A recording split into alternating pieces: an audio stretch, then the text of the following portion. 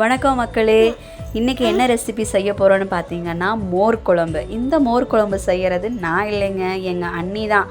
நாங்கள் மோர் குழம்புக்கு எடுத்துக்கிட்ட காய் பார்த்திங்கன்னா வெள்ளை பூசணிக்காய் அதுதான் எடுத்துக்கிட்டோம். இந்த பூசணிக்காய்க்கு ஒரு தனி கதை இருக்குதுன்னு சொன்னாங்க.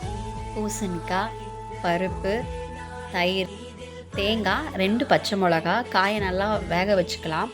ஊற வச்ச பருப்பு கூட கொஞ்சம் அரிசி சேர்த்துக்கலாம். அதுக்கப்புறம் ஒரு மிக்சியில் தேங்காய், பச்சை மிளகா, இஞ்சி, ஜீரகம், அந்த பருப்பு, அரிசி எல்லாத்தையுமே நம்ம என்ன பண்ணிக்கலாம், அரைச்சி எடுத்துக்கலாம். நல்லா மைன் பேஸ்ட்டாக அரைச்சி எடுத்துக்கலாம். அதுக்கப்புறம் காய் நல்லா வெந்திருக்கும். அதுக்கப்புறம் எண்ணெய் ஊற்றி கொஞ்சம் கடுகு போட்டு, கொஞ்சம் ஜீரகம் போட்டு, வரமிளகா போட்டுட்டு, கருவேப்பிலை போட்டுட்டு, கொஞ்சம் மஞ்சத்தூள் போட்டு நல்லா வணக்கி விட்டுக்கோங்க. வணக்கி விட்டதுக்கப்புறம் அந்த பேஸ்ட்டை ஊற்றி நல்லா கலக்கி விட்டுக்கோங்க. அது கொஞ்சம் கெட்டித்தன்மையாக இருக்கும். அதுக்கப்புறம் கொஞ்சம் தண்ணி ஊற்றி நல்லா மிக்ஸ் பண்ணிக்கோங்க. மிக்ஸ் பண்ணதுக்கப்புறம் அந்த காய் வெந்திருக்கும். அந்த காயை போட்டு நல்லா கிளறி விட்டுக்கோங்க.